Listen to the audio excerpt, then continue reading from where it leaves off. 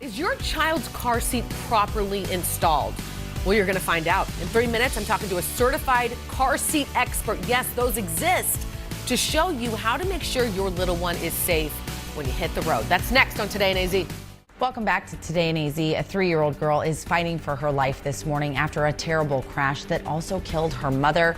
Police say a pickup truck slammed into their car Sunday night near 51st Avenue in Van Buren. Investigators tell us the little girl's car seat may not have been properly secured. So what should parents look for to help make sure their child's car seat is safe, especially in a crash? Emma is joined now by a certified expert with important safety tips. Hey, Emma. Hey, what's going on, Rachel? All right, we got Jim with NARPRO here. Jim, you just gave me the whole run through. I know we only have a couple of minutes, but what is the exact way to properly install these car seats? We're going to start with an infant car seat, right? Right. On the car seats, you want to make sure that they don't move more than an inch side to side or front to rear along the belt line. It needs to be in there good and tight, but there also needs to be movement. Even though it looks like it's loose up there, it doesn't move along the belt line. So this is properly installed. The harness is good and tight. You can't pinch it over itself. It's not going to put fingers underneath. But if you can pinch that harness, it's too loose. One problem that I see a lot of parents having is when this is loose. What are we doing wrong if this base is loose? Well, a lot of the time what we're trying to do is pull the strap out to the side. Yes. And the geometry is all wrong. You have to pull the belt across the belt path. When you have a buckle, if you pull it across the belt path, it'll get good and tight. If you pull it out this way, you're just going to get exercise. It has no effect upon the belt. So across the belt path. Right. It requires less than 40 pounds force to install a seat. Okay. So if you're huffing and puffing, we're probably doing something wrong. Step back and take another look at it. Step back, which sometimes you have to do with these car seats because they are, to some parents, really difficult to get in there. The vast majority of seats are installed wrong. It's somewhere over 80% are installed incorrectly. Okay, let's go on the other side here because I want to get to the older car seat, because especially in the story that just happened, this was a 3-year-old, and these do get a little bit trickier, and there are a lot of different details for this one. So what do we got here? Well, this is actually a reversible one, so it could be forward or backward. When you have a toddler in it, you want to make sure that it's tight. This one's too loose, so you pull the strap to get it tight, and you make sure this clips up high across the chest plate. You want that across good bone mass, not across the, lower across the breast. What kind of a difference can that make?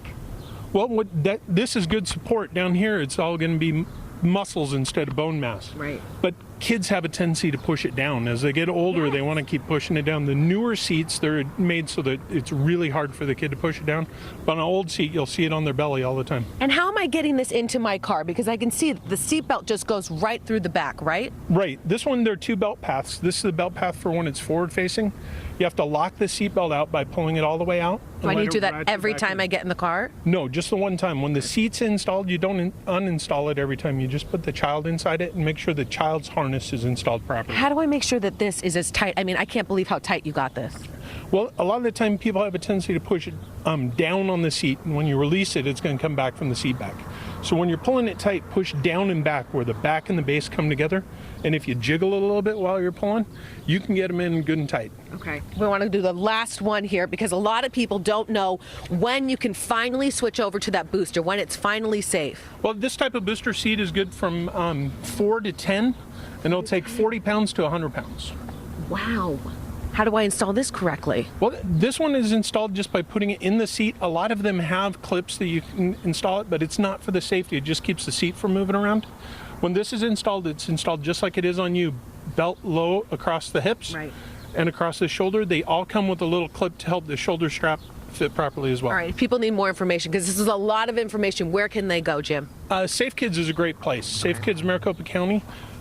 They do a lot of the child safety stuff in the valley. There are places within your neighborhood where you can get your child seat checked. All right, everyone. We're going to put this on 12 News too because we want to make sure that you can get this and share it with your friends and your family because there's nothing more important than child safety, especially when you're driving.